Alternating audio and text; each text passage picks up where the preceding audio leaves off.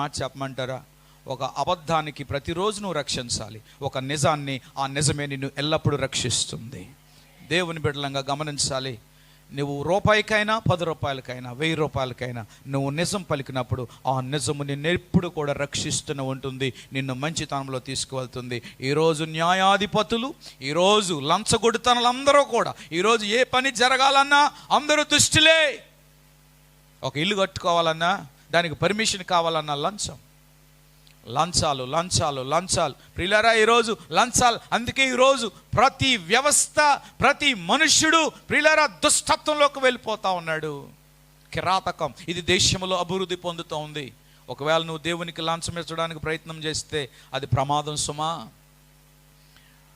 రాజైన నయమాను ఎలీషాకి లంచం ఇవ్వడానికే తెచ్చాడు, కానీ అది అర్పణ కాదని, అది గ్రాటిట్యూడ్